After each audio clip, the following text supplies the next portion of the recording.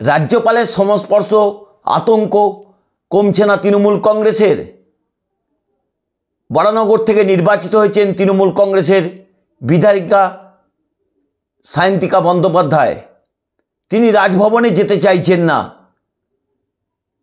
4 তারিখ তিনি নির্বাচিত হয়েছেন বরানগর বিধানসভা থেকে। তিনি ভারতীয় জনতা পার্টির প্রার্থী সজল ঘোষকে পরাজিত করে। বেশ কিছুদিন অতিক্রান্ত হয়েছে, এখনও পর্যন্ত রাজ্যপাল মহোদয়ের সময় হয়ে উঠছিল না।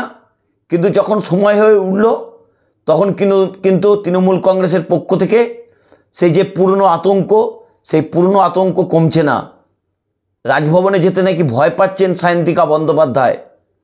তিনি বলেছেন মাননীয় রাজ্যপাল যাতে রাজভবন ছেড়ে তিনি বিধানসভায় আসেন, বিধানসভার মতো একটা ঐতিহ্যমণ্ডিত জায়গায় তাকে শপথ গ্রহণ করান।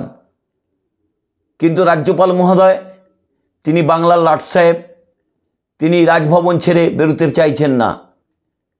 তিনি জেদ ধরেছেন রাজভবনেই সায়ন্তিকা বন্দ্যোপাধ্যায়কে শপথ গ্রহণ করাবেন। সঙ্গে আর একজন ভগবান গোলার বিধায়ক রয়েছেন তৃণমূল কংগ্রেসে, তাকেও নাকি শপথ গ্রহণ করাতে চাইছেন রাজভবনে। নমস্কার, আমি দেবজ্যোতি। আমার নতুন পর্বে আপনাদের সকলকে স্বাগত জানাই। 4 জুন নির্বাচন ফল প্রকাশ হয়েছে। তৃণমূল কংগ্রেস বরানগর এবং ভগবানগোলা আসনে জয়লাভ করেছেন। কিন্তু প্রায় 1 মাস হতে চলল, এখনও পর্যন্ত 2 বিধায়কের শপথ গ্রহণ হলো না। সায়ন্তিকা বন্দ্যোপাধ্যায় বিধানসভার স্পিকারকে সঙ্গে তিনি দেখা করেছেন, তার সঙ্গে কথা বলেছেন এবং তিনি বলেছেন তিনি বিধানসভাতে শপথ গ্রহণ করতে চান। সেটা গতকালের ঘটনা। রাজ্যপালের পক্ষ থেকে তাদের সঙ্গে কোনো রকম যোগাযোগ না করা হলেও তিনি একটা এক্স হ্যান্ডেলে টুইট করেছেন। তিনি বলেছেন শপথ গ্রহণ হবে রাজভবনে। আজ আবার বিধানসভার স্পিকারের সঙ্গে দেখা করেছেন সায়ন্তিকা বন্দ্যোপাধ্যায়। তিনি আবার অনুরোধ করেছেন যে বিধানসভায় তিনি শপথ নিতে চান। সেই মতোই তিনি আগামীকাল তিনি বিধানসভায় সকাল 12টা থেকে বিকেল 4টে পর্যন্ত অপেক্ষা করবেন। কারণ রাজ্যপাল মহোদয় তিনি 26 তারিখ অর্থাৎ আগামীকালই শপথ গ্রহণের দিন স্থির করেছেন।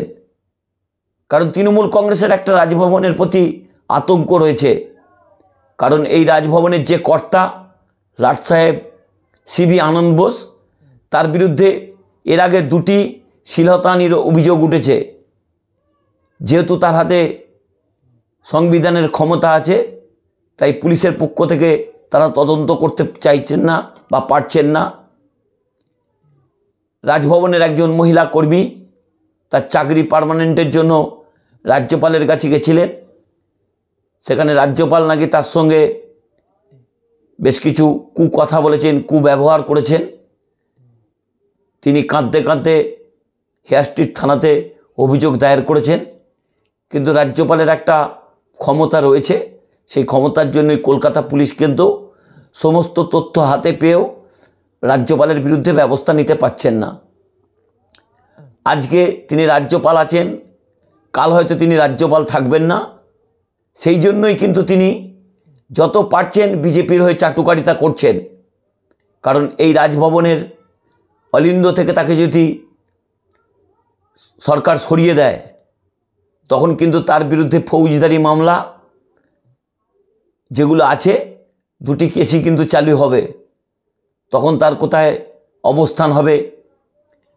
রাজভবন এরকম একটা 84,000 স্কোয়ার ফিটের বাড়ি, 30 একর জায়গার ওপর তৈরি। সেখান থেকে তাকে ফৌজদারি মামলা হলে কোথায় হাজির হতে হবে নিশ্চয়ই বুঝতে পারছেন। সেই জন্যই তিনি যার পর নয় ভারতীয় জনতা পার্টিকে তেল দিচ্ছেন, কেন্দ্রীয় সরকারকে তেল দিচ্ছেন। কারণ এই পদটা যতদিন তার থাকবে ততদিন পর্যন্ত তার এই লাট সাহেবই চলবে। তার বিরুদ্ধে যতই অভিযোগ হোক, যতই মারাত্মক মহিলা নির্যাতনের অভিযোগ হোক, কেউ কিছু করতে পারবে না। আজকে সায়ন্তিকা বন্দ্যোপাধ্যায় বিধানসভার স্পিকারের সঙ্গে দেখা করে রাজ্যপাল মহোদয়ের কাছে আবেদন করেছেন যে তিনি বিধানসভাতেই শপথ নিতে চান। তিনি কি বলেছেন আপনারা একটু শুনুন। সিদ্ধান্ত তো আমরা নেওয়ার জায়গাতে নেই, আমরা অপেক্ষা করছি অনারেবল গভর্নরের সিদ্ধান্তের জন্য। আমরা আবেদন করছি আবারও ওনাকে যে যাতে উনি আমাদের শপথ বাক্যটা পাঠ করান, এবং যেহেতু আজকে ওনার চিঠি যেটা আমরা পেয়েছি ওখানে উল্লেখ করা নেই যে কে শপথ বাক্যটা পাঠ করাবেন। আমরা তো একটা সিম্পল জিনিস জানতে চাইছি, কিন্তু সেটার উত্তর আমরা পাচ্ছি না। তো আবারও আমরা আবেদনই করেছি যে আপনি যদি আমাদের বিধানসভায় এসে, অ্যাসেম্বলিতে এসে আপনি আমাদের শপথ বাক্য পাঠ করান, এবং আগামীকাল আমি এবং ভবনগোলার ইলেক্টেড এমএলএ বলতে পারবো কিনা এখনো বুঝতে পারছি না, শপথটা তো নিতে পারিনি দুর্ভাগ্যক্রমে। আমরা এখানে 12টা থেকে 4টে অবধি থাকবো, সমস্ত ডকুমেন্টস নিয়ে আমরা রেডি হয়ে থাকবো। এবারে ওনার ডিসিশন কি হবে সেটা আমরা বলতে পারবো না, আমরা রেডি আছি শপথ বাক্য পাঠ করার জন্য। আমার কাছে থ্যালাসেমিয়ার কোনো পেশেন্ট এসছে, তার সার্টিফিকেট সই করছি, আমি মদনদাকে রিকোয়েস্ট করছি, মদনদা একটু সই করে দাও। করতে করতে তো 1 মাস কেটেই গেল। তো যদি সই করারই হতো, এগুলো না জেনে যদি আমরা সই করে দিতাম, আগেই করে দিতাম, তাই না? আর তৎপরতাটা আমাদের 5 তারিখ থেকে রয়েছে, কিন্তু আজকে অন্য দিক থেকে তৎপরতাটা হঠাৎ হয়েছে ঠিকই, কিন্তু আমাদের তৎপরতা তো 5 তারিখ থেকেই হয়ে রয়েছে, কারণ আমরা আমাদের কাজটা করতে পারছি না। তো সেই জন্য এটা আজকে হয়তো সত্যি 1 মাস প্রায় হতে চললো। খারাপ লাগছে, এটা দোষ হয়ে গেছে মনে হচ্ছে, লোকের ভোটে নির্বাচিত হয়ে। আপনারা শুনলেন সায়ন্তিকা বন্দ্যোপাধ্যায়ের বক্তব্য।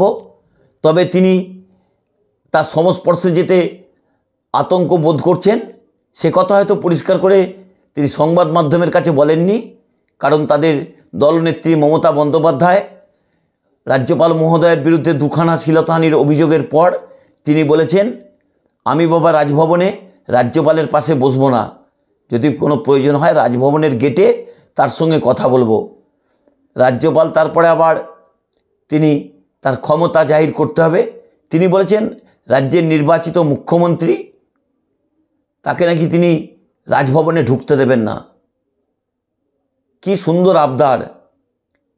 এই 84,000 স্কোয়ার ফিটের বাংলো, 30 একর জায়গার ওপর কয়েক হাজার কর্মচারী, তাদের সমস্ত খরচ রাজ্য সরকারই বহন করে, রাজ্য সরকারের তহবিল থেকেই সেই টাকা যায়। সেই নির্বাচিত মুখ্যমন্ত্রীকে বলছেন তিনি নাকি রাজভবনে ঢুকতে দেবেন না, এবং তার চরিত্র নিয়ে যেসব প্রশ্ন উঠেছে তা নিয়ে কিন্তু সায়ন্তিকা বন্দ্যোপাধ্যায় কি আতঙ্কে রয়েছেন? তিনিও কি আনসেফ মনে করছেন নিজেকে? কেন তিনি যেতে চাইছেন না? তিনি চাইছেন বিধানসভায় স্পিকার বিমান বন্দ্যোপাধ্যায়ের সামনে তিনি তাদের শপথ গ্রহণ করান। বিধানসভার মতো একটা ঐতিহ্যের জায়গা, সেখানে শপথ গ্রহণ করতে চান সায়ন্তিকা বন্দ্যোপাধ্যায়। এই রাজ্যপালকে নিয়ে অভিযোগের শেষ নেই। প্রতিদিনই সংবাদ মাধ্যমে তার বিরুদ্ধে মন্তব্য শোনা যায় তৃণমূল কংগ্রেসের পক্ষ থেকে। মুখ্যমন্ত্রী মমতা বন্দ্যোপাধ্যায় এ রাজ্যের একজন নির্বাচিত মহিলা মুখ্যমন্ত্রী, ভারতবর্ষের একমাত্র মহিলা মুখ্যমন্ত্রী। তিনি বলছেন রাজ্যপালের যা কীর্তিকলাপ, তিনি নাকি রাজভবনে তার পাশে বসবেন না।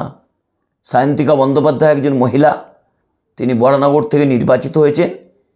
তিনিও কিন্তু সংবাদ মাধ্যমের সামনে না বললেও তিনি বলছেন দিদি যে কথা বলছেন, দিদি যখন এই সব কথা বলছেন নিশ্চয়ই বড় কিছু ব্যাপার আছে। আমিও বাবা রাজভবনে যাব না, আমি কিন্তু বিধানসভাতেই শপথ নেব। এখন দেখা যাক লাট সাহেব মহাশয় তার ক্ষমতা প্রয়োগ করছেন, সংবিধানের বাঁধন তার হাতে রয়েছে, সংবিধানের যে ক্ষমতা রয়েছে সেই ক্ষমতার মধ্যে থেকেই তিনি তার শক্তিকে জাহির করতে চাইছেন। নবনির্বাচিত 2 বিধায়ক তারা শপথ নিতে চাইছেন একটা ঐতিহ্যবাহী বিধানসভা বিল্ডিংয়ে, সেখানে ভারতবর্ষের প্রবাদ প্রতিম সমস্ত মানুষরা এখানে সদস্য ছিলেন। সেই জায়গাতেই তিনি শপথ নিতে চাইছেন, কিন্তু লাট সাহেব একেবারে গোঁসা করে বসে আছেন যে আমার ক্ষমতা আছে, আমি রাজভবনেই তাদের হাজির করব। এখন দেখা যাক সায়ন্তিকা বন্দ্যোপাধ্যায়ের এই সংস্পর্শ আতঙ্ক কাটে কিনা। রাজ্যপাল মহোদয় অর্থাৎ এ রাজ্যের রাজ্যপাল লাট সাহেব সিভি আনন্দ বোসের তার জেদ থেকে তিনি বেরিয়ে এসে বিধানসভায় শপথ গ্রহণ করান কিনা।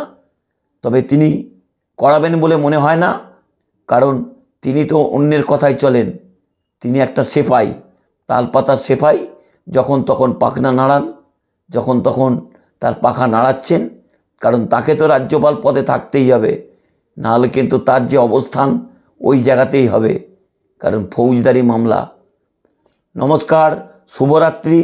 প্রতিদিনের মতো একই অনুরোধ করি, আমার চ্যানেলটি সাবস্ক্রাইব করবেন, বেল আইকনটি ক্লিক করে আমার পাশে থাকবেন। যেভাবে মাত্র 1.5 মাসের কিছু বেশি সময়ে যেভাবে আপনারা আমার পাশে রয়েছেন, তার জন্য আপনাদের কাছে চিরকৃতজ্ঞ। শুভরাত্রি।